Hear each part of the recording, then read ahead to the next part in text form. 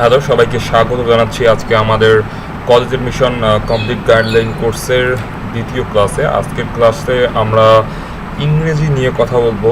ইংরেজিতে আসলে Notre Dame college ভর্তি পরীক্ষায় ইংরেজিতে কোন ধরনের প্রশ্ন আসে এবং কোন ধরনের কোন কোন টপিকগুলো আসলে আমাদের পড়া উচিত, এগুলো নিয়ে আসলে আমরা অনেকেই কনফিউজ থাকি।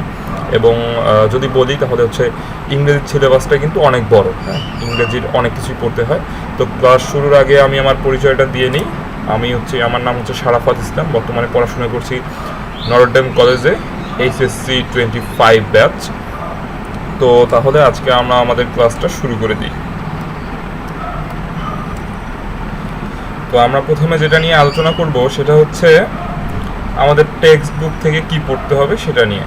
টেক্সট বুক থেকে আমরা কী কী জিনিসগুলো পড়বো, এটা একটা আমাদের সবারই কমন কোশ্চেন যে টেক্সট বুক থেকে ভাইয়া কোন ধরনের পড়াশোনাগুলো করব। তো টেক্সট বুকের ক্ষেত্রে যদি আমরা দেখি তাহলে আসলে টেক্সট বুক থেকে ইনফরমেশন, দেখো জিকে টাইপ লেখা আছে, অর্থাৎ তোমাদের কয়েকটা টেক্সট আছে বইতে দেখবা, তো সেখান থেকে জিকে টাইপ কোশ্চেন আসে। যেমন জহির রায়হানের একটা টেক্সট আছে, জহির রায়হান, তারপর আছে তোমাদের প্রীতিলতা ওয়াদ্দেদার, প্রীতিলতা। তো এগুলো থেকে তাদের হচ্ছিল বার্থ ইয়ার, তারপর হচ্ছে তাদের যে কাজগুলো, এই টাইপের ইনফরমেশনগুলো আসে। তো আমি যদি তোমাদেরকে দেখাই আসলে প্রীতিলতার এই টেক্সটটা যদি আসলে তোমাদের বই থেকে দেখাই তাহলেই মনে হয় খুব সম্ভবত খুব ভালো হবে। তাহলে চলো আমরা একটু বই থেকে দেখে আসি। যে এই যে ইউনিট 10-এর ক্ষেত্রে দেখো, ইউনিট 10-এর ক্ষেত্রে এই যে ড্রিম চ্যাপ্টারে তোমরা দেখবা যে এই ক্ষেত্রে লেসন 3 খুব সম্ভবত, হ্যাঁ, লেসন 2-তে এই যে প্রীতিলতা ওয়াদ্দেদার যতটুকু টেক্সট আছে, বুঝছো, এখানে যত টেক্সট আছে প্রীতিলতা ওয়াদ্দেদারের, এই যে Pritilata was born in Chittagong on 5 মে 1911, তারপর হচ্ছিল তার কলেজের নাম দেয়া আছে, তার কলেজের নাম পড়তে হবে। তারপরে হচ্ছিল তার অ্যাক্টিভিস্ট তিনি ছিলেন কোথায়, যে কোন মুভমেন্টে, অ্যান্টি ব্রিটিশ মুভমেন্ট। মানে এখানে দেখো যতগুলো তুমি জেনারেল নলেজ টাইপ কোশ্চেন পাবা, যেমন ছিল এই যে সূর্য সেনের সাথে সে জড়িত ছিল, আসলে সূর্য সেনের সে আসলে টিমমেট ছিল, এটা করবা। তারপরে ছিল পারাতলি ক্লাবে সে অ্যাটাক করছিল, এই কোশ্চেনটা রিপিটেডলি এনডিসিতে আসছিল এবং সালটা দেখতে হবে। তারপরে আসলে তোমার ওদের ক্লাবের এন্ট্রান্সে যে লেখাটা ছিল the dogs and Indians are not allowed, এগুলো ছিল ভেরি মাচ ইম্পর্টেন্ট। এই টাইপের যে বিষয়গুলো আছে এটা আমি প্রীতিলতার ক্ষেত্রে দেখালাম। এই টেক্সটটাতে যতগুলো তোমার জিকে টাইপ কোশ্চেন সম্ভব তোমাকে পড়তে হবে, ওর বার্থ ডেট সহ পড়তে হবে, বুঝছো। আর বানানগুলো একটু খেয়াল রাখতে হবে। আর এরপরে দেখো জহির রায়হান আছে, জহির রায়হানের ক্ষেত্রেও সেমভাবে এগুলো পড়ে নিবা, যে আসলে ও প্রীতিলতার ক্ষেত্রে যেগুলো বললাম সেগুলাই। আর তোমরা দেখবা যে জিকে টাইপ কোশ্চেন যেটা ইংরেজি থেকে বলছি তার এর আগের চ্যাপ্টারে স্টিভ জবস, তারপরে হচ্ছিল এই টাইপের আরও কয়েকজন, মাদার তেরেসা, তাদেরকে নিয়ে বলা হয়েছে। তো ওসব থেকে অত বেশি কিছু এখন পর্যন্ত এনডিসিতে আসে নাই, কিন্তু তোমরা ওগুলো আসলে একটু মনোযোগ দিয়ে দেখবা, যদি সম্ভব হয় পড়ে যাবা। তবে এই দুইটা দেখালাম, এই দুইটা একদম ভেরি মাচ ইম্পর্টেন্ট, এগুলো অবশ্যই পড়তে হবে। এবং পারলে মাদার তেরেসা, স্টিভ জবস যেগুলো আছে ব্যক্তি সম্পর্কিত, আর মাইকেল মধুসূদন দত্তের আরেকটা আছে তোমাদের টেক্সট, এর পরের চ্যাপ্টারই খুব সম্ভবত, ওইটাও থেকে সবগুলো ইনফরমেশন কবি পরিচিতির মতো তোমরা বাংলা যেরকম মুখস্থ করো এটাও ঠিকভাবে মুখস্থ করতে হবে। তাহলে আমার এটা দেখানো শেষ। আমরা এবার তাহলে আমাদের স্লাইডে ফিরে যাই, চলো তাহলে আমরা স্লাইডে যাই। তাহলে তোমাদেরকে তো বললামই যে জিকে টাইপ কোশ্চেন এরকম করে পড়তে হবে। আর হচ্ছে এরপরে স্লাইডে যাই আমরা। আর টেক্সট থেকে তোমরা 9-10-এও কিন্তু দেখছো যে আসলে সিনোনিম অ্যান্টোনিম আমরা সবাই পড়ি। 9-এ তোমরা দেখছো সিনোনিম অ্যান্টোনিম, আমাদের এই এসএসসি সিলেবাসেও কিন্তু ছিল, এমসিকিউয়ে এসে যেত। তো তোমরা বই থেকে যে ওয়ার্ডগুলো আছে এই ওয়ার্ডগুলো থেকে সিনোনিম অ্যান্টোনিমগুলো মুখস্থ করবা, কারণ সিনোনিম অ্যান্টোনিম থেকে দেওয়ার একটা হিউজ পসিবিলিটি থাকে এবং দেয়ও। আসলে আমাদের এনডিসির কুইজের কথা যদি বলি, আসলে আমাদের কুইজে যখন ফার্স্ট পার্ট থেকে পড়ায় তখন আমাদের যে 10টা এমসিকিউ থাকে 10টার মধ্যে দেখা যাচ্ছে যে তোমার 8টা থেকে 9টাই থাকে হচ্ছে সিনোনিম বা অ্যান্টোনিম থেকে, মানে তোমার আসলে ওয়ার্ড মিনিং ভাষাগত দক্ষতার উপরে, বুঝছো? তো তুমি যতগুলো ভোকাবুলারি মানে শিখতে পারবো তত আসলে এই ক্ষেত্রে বেনিফিটেড হবা। তবে বেশি বাইরের পড়ার দরকার নেই, তোমার বইয়ের যে টেক্সটগুলো আছে ওই টেক্সটগুলোর মধ্য থেকে তুমি এসএসসির জন্য তো পড়ছো, একটা করে অধ্যায় থেকে 10-12টা করে হলেও তো সিনোনিম অ্যান্টোনিম পড়ছো একটা করে শব্দের, ওগুলো আবার রিভাইজ দাও এবং যতগুলো পারো মুখস্থ করো। কারণ আসলে অপশন তোমার অনেকগুলো থাকবে, বুঝছো? অপশনে এমন এমন যদি অপশন দেয়, এমসিকিউ টাইপ যদি কোশ্চেন হয় আর যদি তোমাকে অপশন দেয়, তাহলে অপশন দিলে দেখবা যে অপশনের মধ্যে তুমি কনফিউজ হয়ে যাচ্ছ যে আসলে কোনটা সঠিক আনসার। তো এই ক্ষেত্রে যত বেশি পারো তত বেশি সিনোনিম আর হচ্ছে অ্যান্টোনিমটা শিখে যাবা, কারণ এখান থেকে একটা দেওয়ার ভালোই পসিবিলিটি থাকে। তো এটাই হবে, এটা হচ্ছিল তোমাদের যতগুলো টেক্সট আছে সবগুলো থেকেই পড়তে হবে, বুঝছো? সব টেক্সট থেকেই এটা পড়তে হবে। আচ্ছা, তাহলে চলো তারপরে স্লাইডে যাই আমরা। তারপরে স্লাইডে দেখো স্টোরি এবং আসলে পোয়েমস আছে। আমাদের শেষের অধ্যায়টা দেখবা, তোমাদের বইয়ের ইংরেজি ফার্স্ট পেপারের শেষের অধ্যায়টা, ওখানে দেখবো অনেক কয়েকটা কবিতার নাম দেয়া আছে। হ্যাঁ, দেখবা যে এই কবিতাটা কে লিখছে, তারপরে হচ্ছে কে লিখছে, এবং হচ্ছে তোমার কবিতা থেকে আর একটা জিনিস দিতে পারে। কী টাইপের জিনিস দিতে পারে সেটা হচ্ছে তোমার পাংচুয়েশন দিতে পারে। হ্যাঁ, ওই পাংচুয়েশন অত আসলে ইজিলি দিয়ে দিবে না, কারণ পাংচুয়েশন দিলে আসলে জিনিসটা একটু কঠিন হয়। কিন্তু মোটামুটি শিওর থাকো, এখন পর্যন্ত রিপিটেডলি কয়েকটা কোশ্চেন আসছে স্টোরি এবং পোয়েমস থেকে। এখান থেকে কি আসছে, এখান থেকে রাইটারের নাম চাইছে, এবং রাইটারের নাম বা স্পেলিং কিন্তু ঠিক হতে হবে, বুঝছো? স্পেলিং কিন্তু ঠিক রাখতে হবে, স্পেলিং না হলে কিন্তু মার্ক পাবা না। তো এখান থেকে এই স্টোরি এবং পোয়েমস তোমার শেষে যতগুলো আছে আর কি, এগুলো তুমি পড়ে নিবা। এবং এর বাইরেও যদি বলি, আমাদের আসলে লিটারেচার থেকে কিছু প্রশ্ন থাকে।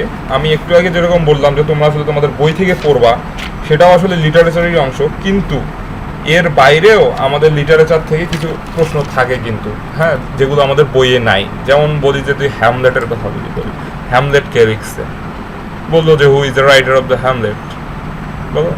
এই কোশ্চেনটা আসছে, কিন্তু হ্যামলেটের এই কোশ্চেনটা আসছে যে হ্যামলেটের রাইটার। তারপরে হচ্ছিল দেখবা যে আমাদের সবার প্রিয় বই আছে হ্যারি পটার সিরিজ,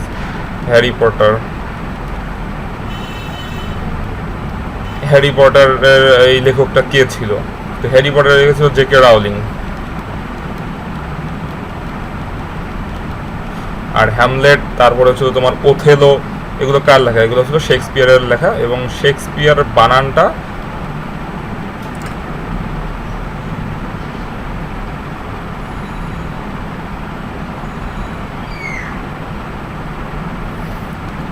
এটা হচ্ছিল শেক্সপিয়ারের নামের বানান। একটু তখন তোমরা যখন লিখবা তার আগে কিন্তু উইলিয়াম কথাটাও লিখতে হবে, যে উইলিয়াম শেক্সপিয়ার। তো এই টাইপের অনেকগুলো আছে, হ্যামলেট, তারপর হচ্ছে a brief history of time.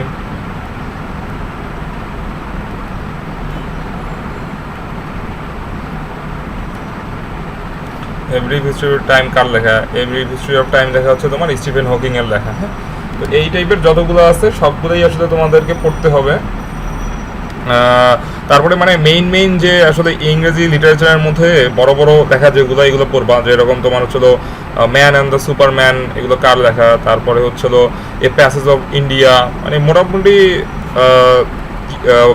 বিখ্যাত যে বইগুলো আছে এগুলো রাইটারের নামগুলো একটু ইংরেজিতে দেখবা। আর অবশ্যই মাছ যেটা পড়তে হবে সেটা হচ্ছে তোমার বইয়ের শেষে যতগুলো কবিতা এবং হচ্ছিল গল্প রয়েছে তার লেখকগুলো অবশ্যই পড়তে হবে।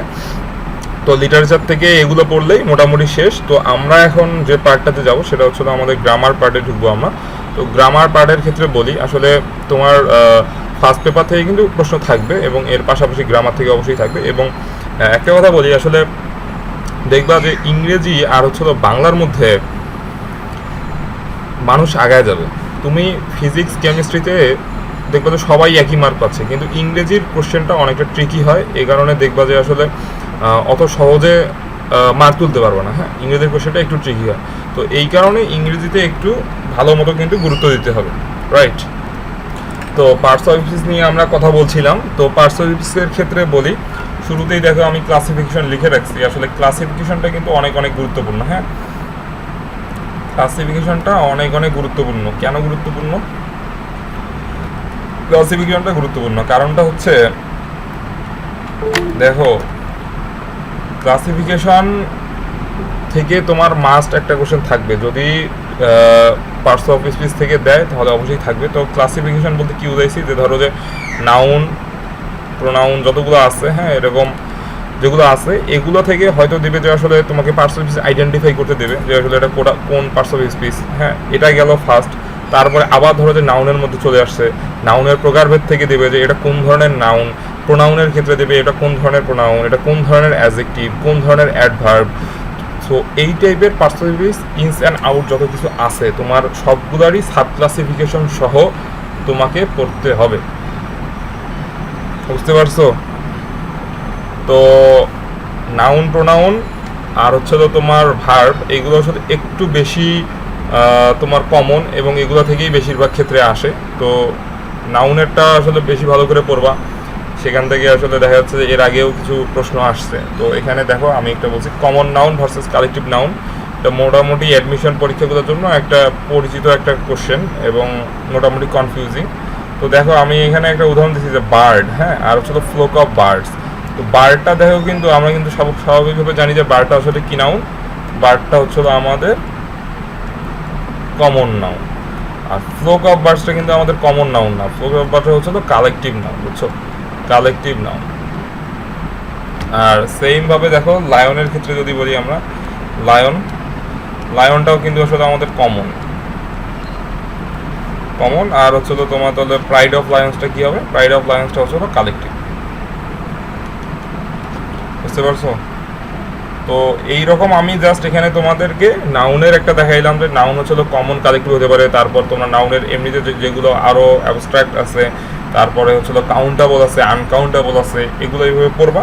এবং ভার্বের ক্ষেত্রেও যতগুলো ভাগ আছে সেগুলো পড়তে হবে এবং আইডেন্টিফাই করা শিখতে হবে যে আসলে কোনটা কোন ধরনের ভার্ব।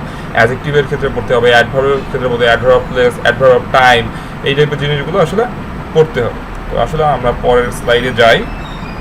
তো পার্টস অফ স্পিচের ক্ষেত্রে আর একটা হচ্ছে টপিক আছে মোটামুটি কনফিউজিং, সেটা হচ্ছে তোমার এই যে অ্যাডজেক্টিভ ভার্সেস হচ্ছে অ্যাডভার্ব। তো আমরা এই ক্ষেত্রে অনেক ক্ষেত্রেই আমাদের একটা প্রচলিত ধারণা আছে যে আমরা যদি শেষে এল ওয়াই দেখি তাহলেই বলি যে সেটা অ্যাডভার্ব, কিন্তু এই ধারণাটা কিন্তু আসলে আমাদের ভুল। শেষে এল ওয়াই থাকলেই অ্যাডভার্ব হবে এরকম কোনো কথা নাই। তুমি বলতে পারো যে আসলে অনেক ক্ষেত্রেই দেখা যায় যে নাউনের শেষে যদি বসে, নাউন প্লাস এল ওয়াই যদি হয় তাহলে সেটা অ্যাডজেক্টিভ বলতে পারবা।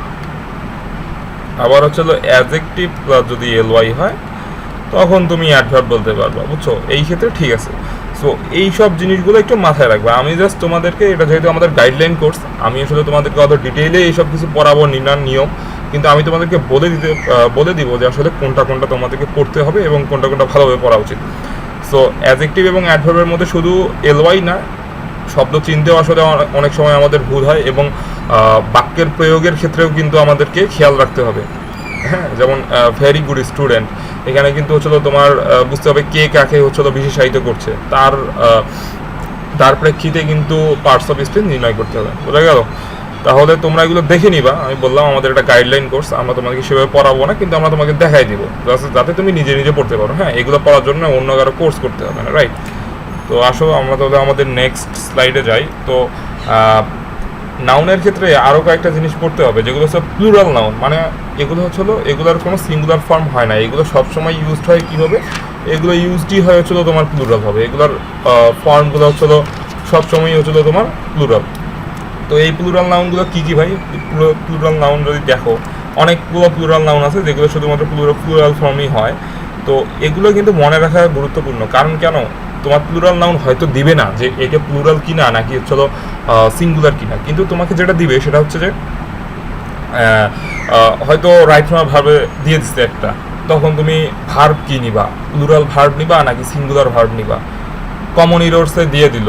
হ্যাঁ, এই জন্য এই জিনিসগুলো আসলে পড়তে হবে। তো যেমন ধরো যে সিজর্স যদি আমরা বলি, সিজর্স এটা কিন্তু প্লুরাল। তারপর হচ্ছে ট্রাউজার্স, এটা কিন্তু প্লুরাল। তারপর যদি বলি জিন্স, এটা কিন্তু প্লুরাল। তারপর যদি বলি আমরা টংস, এটা কিন্তু প্লুরাল। তারপর প্যান্টস,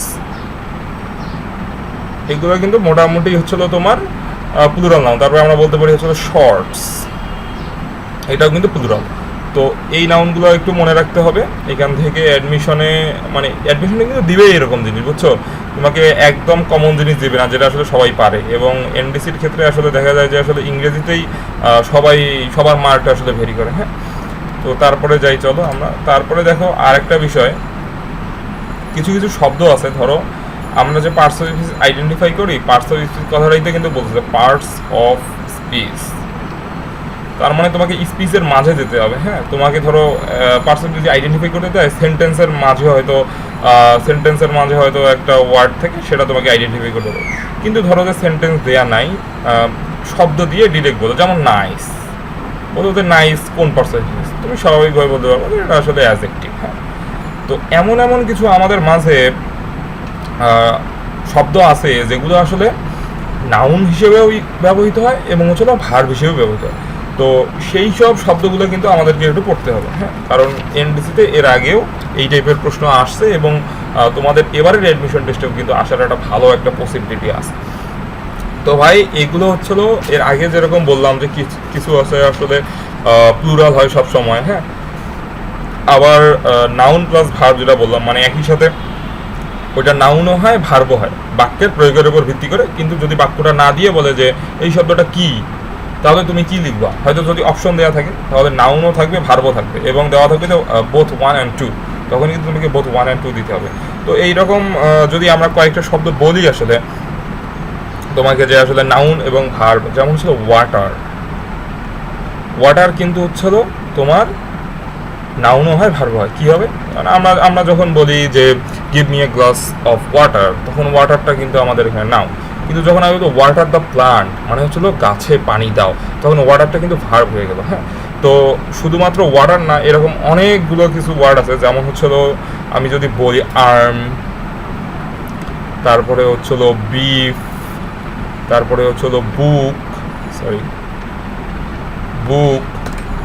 তারপরে কেস, ব্যাগ, তারপরে হচ্ছে টেলিফোন, তারপরে হচ্ছিল মাইন্ড। এগুলো কিন্তু আমাদের একসাথে নাউন এবং ভার্ব, এরকম অসংখ্য আছে। আমি এখানে জাস্ট অল্প কয়েকটা দেখালাম। তোমরা হচ্ছে এগুলো তোমাদের যে গ্রামার বই আছে সেখান থেকে তোমরা কালেক্ট করবা অথবা গুগল করবা যে নাউন প্লাস ভার্ব একই সাথে কোন কোন শব্দগুলো হয়। সো এগুলো নিয়ে একদম মুখস্থ করে ফেলতে হবে। এখান থেকে কিন্তু প্রশ্ন আসে এবং এবারও আসার সম্ভাবনা আছে। তো ঠিক আছে, তাহলে তারপরে টপিকে যাই। আর সাবজেক্ট প্রোনাউন আর চলো কমপ্লিমেন্ট প্রোনাউন, এটা নিয়ে পড়াশোনা করে যাবা। এখান থেকে এর আগেও আসছে। হ্যাঁ, সাবজেক্ট প্রোনাউন আর হচ্ছে কমপ্লিমেন্ট প্রোনাউন, এই দুইটা থেকে পড়বা। দুইটা থেকে আইডেন্টিফাই করতে দেয় এবং এখান থেকে কীরকম কোশ্চেন আসে, গ্রামেটিক্যাল কোশ্চেন আসে। দেয় হচ্ছিল যে তোমার একটা শূন্যস্থান দিয়ে দেয়, শূন্যস্থান দিয়ে আসলে বলে যে কোন টাইপের শব্দ এখানে হতে পারে। সো এটা কিন্তু তোমাকে বসাতে হয়। হ্যাঁ, তো এইগুলো ভালো মতো পড়বা। আর জিরান্ড ইনফিনিটিভ পার্টিসিপল, এখান থেকেও প্রশ্ন আসে। যেমন হচ্ছিল আমাদের জিরান্ড আর হচ্ছিল তোমার ইনফিনিটিভের মধ্যে জিরান্ড আর হচ্ছিল ইনফিনিটিভ।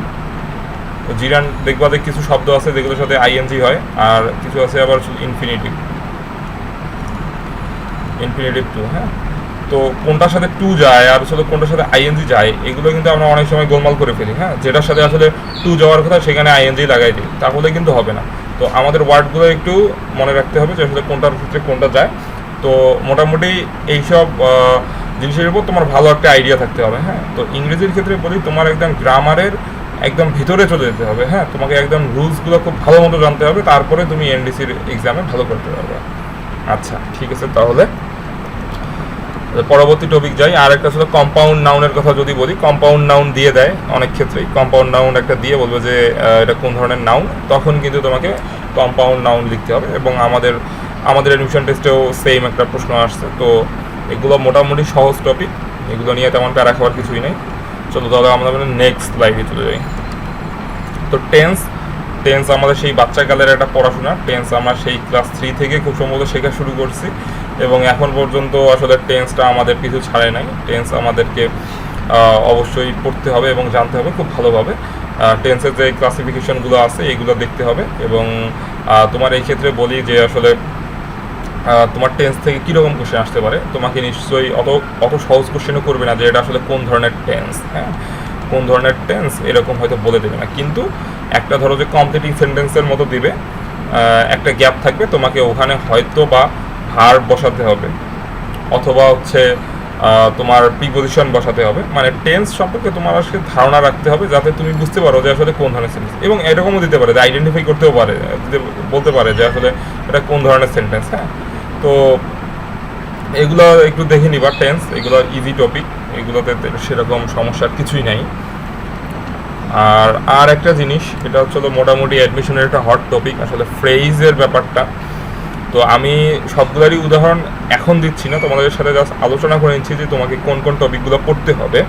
এর পর আমরা আসলে কিছু প্রিভিয়াস ইয়ারে যে প্রশ্নগুলো আসছে ওগুলো নিয়ে আমরা কথা বলবো। তো ফ্রেজটা কিন্তু মোটামুটি একটা গুরুত্বপূর্ণ বিষয়, বুঝছো। ফ্রেজ থেকে যে কোনো অ্যাডমিশন, শুধু এনডিসির অ্যাডমিশন না, যে কোনো অ্যাডমিশন টেস্টেই ফ্রেজ থেকে কোশ্চেন আসে। একটা সেন্টেন্স দেওয়া থাকবে, একটা পার্ট আন্ডারলাইন করা থাকবে, আর বলবে যে এটা হচ্ছে কোন ধরনের ফ্রেজ। তো তোমাকে সেটা কিন্তু আইডেন্টিফাই করে সঠিক ফ্রেজটা লিখতে হবে। হ্যাঁ, কোনো নাউন ফ্রেজ নাকি অ্যাডভার্বিয়াল এই টাইপের জিনিসগুলো কিন্তু তোমাকে লিখতে হবে, ঠিক আছে। তো ফ্রেজ নিয়ে পড়াশোনা করতে হবে তোমাকে। আর আর্টিকেল তো মোটামুটি সহজ একটা টপিক। হ্যাঁ, আর্টিকেল আমরা সবাই জানি সহজ টপিক, কিন্তু কিছু কিছু আমাদের কিন্তু ব্যতিক্রম নিয়ম আছে, সেই আর্টিকেলগুলো পড়তে হবে। তো আর্টিকেল থেকে সেরকম কোশ্চেন আসে না এনডিসিতে, কিন্তু তারপরেও তোমাদেরকে পড়তে হবে। হ্যাঁ, পড়ার ক্ষেত্রে বলি যে তুমি যত বেশি পড়বা অ্যাডমিশন টেস্টে তত বেশি তুমি তোমার চান্স পাওয়ার পসিবিলিটিটাকে বাড়াবা, তাই। সো পড়তে হবে, কোনো কিছু স্কিপ করা যাবে না। তো পড়ার ক্ষেত্রে বলি, এই ক্ষেত্রে আর্টিকেলের কথাটা যেহেতু আসলো, তোমার এসএসসি সিলেবাসে যে টপিকগুলো ছিল, যে টপিকগুলো ছিল সব টপিক পড়তে হবে। হ্যাঁ, সবগুলো পড়তে হবে, সবগুলো পড়তে হবে। তার বাইরে আমি যেগুলো বলছি যেমন ফ্রেজ কিন্তু ছিল না, হ্যাঁ এগুলো পড়তে হবে। তো আর্টিকেল তোমাদের ওই সিলেবাসেই ছিল। তো এরপরে যাই চলো, কন্ডিশনাল সেন্টেন্স, এটাও তোমরা পড়ছিলা কমপ্লিটিং সেন্টেন্স পড়ার ক্ষেত্রে, যে আমাদের আসলে conditional, zero conditional, first, second. হ্যাঁ, তো কন্ডিশনাল থেকে অবশ্যই করবা। কন্ডিশনাল থেকে আসলে তোমরা যেরকম প্রশ্ন সলভ করে আসছিল এসএসসিতে, যে আসলে একটা ওয়ার্ড দেওয়া ছিল বা ওটাকে তোমাকে কমপ্লিটিং সেন্টেন্সের ক্ষেত্রেই লাগছিল আর কি। তো কন্ডিশনাল সেন্টেন্সের বেসিকগুলো লাগবে, কন্ডিশনালগুলো জানতে হবে যে আসলে কোনটার পর কোনটা হয়, কি হয় না হয়, এবং কোনটা কোন ধরনের কন্ডিশনাল এটাও জানতে হবে। কারণ হয়তো একটা সেন্টেন্স দিয়ে বলবো যে এটা আসলে কোন ধরনের কন্ডিশনাল সেন্টেন্স, কোন ধরনের কোন কন্ডিশন। তারপর আবার ধরো যে তোমাকে তোমার এসএসসির মতো করেই দিল, একটা পার্ট দিল, আরেকটা পার্ট তোমাকে লিখতে হচ্ছে। তো এগুলো পড়ে নিবা, এগুলো মোটামুটি তোমরা ভালোই পারো। চলো তাদের পরবর্তীটাতে যাই।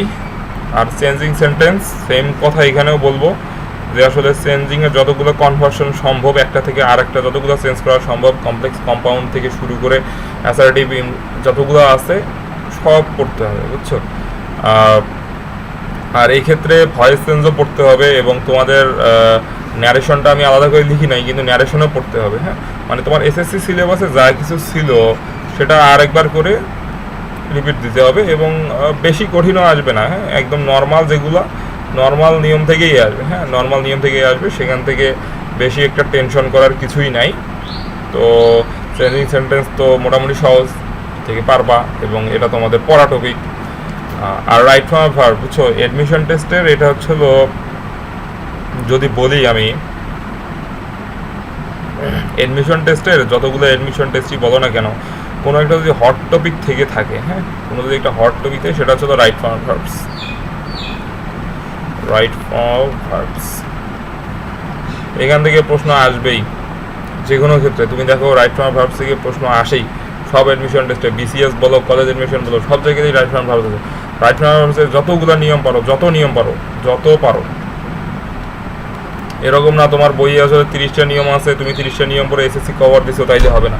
রাইট ফর্ম ভার্বের ক্ষেত্রে বলি 30টা নিয়ম পরে কিছুই হবে না, তুমি মানে এসএসসির জন্য যতটুকু পড়ছো ততটুকু পড়লে হবে না। যত বেশি পারো, যত বেশি এক্সেপশনাল রুল পারো,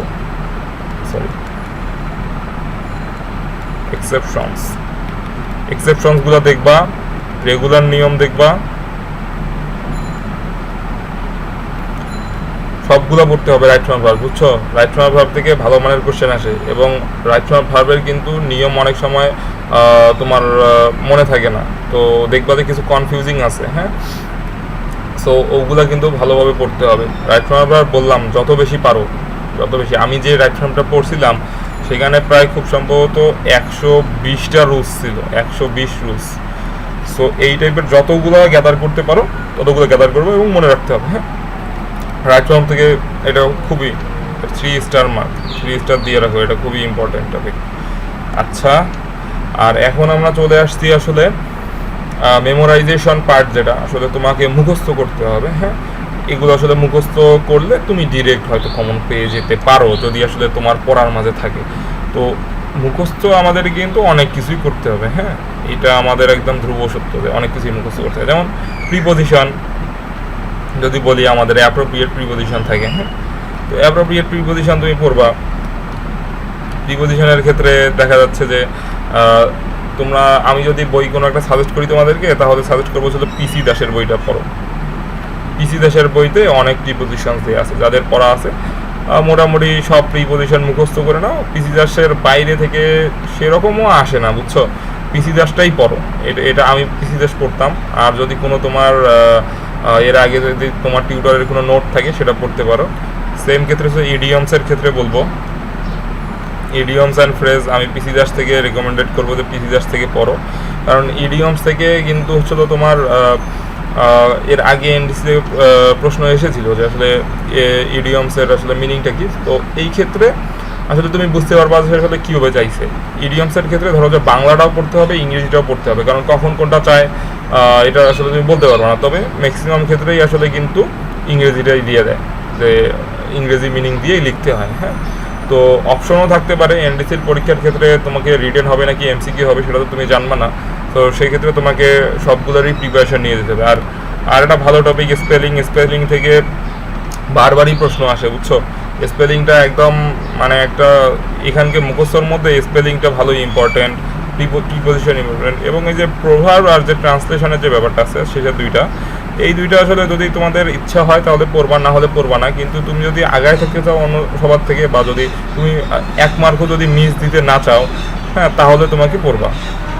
কারণ প্রভার্বস আর ট্রান্সলেশন আমি আসলে পড়ে যাইনি, কারণ এগুলো আসলে পড়তে অনেক প্যারা লাগতো। ট্রান্সলেশন আবার কেউ মুখস্থ করে নাকি, কিন্তু ট্রান্সলেশনের জন্য যেটা করবা, ট্রান্সলেশনের রুলসগুলো একটু দেখবা যে আসলে কীভাবে ট্রান্সলেশন হচ্ছে। আর এগুলো অল্প কয়েকটা প্রভাব যেগুলো আসলে কমন প্রভাবস,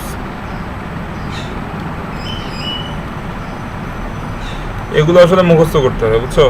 আর বললাম প্রিপোজিশন আর ইডিয়মস এগুলো তো মাস্ট লাগবে। আর প্রিপোজিশনের ক্ষেত্রে আর একটা কথা বলতে পারি যে গ্রুপ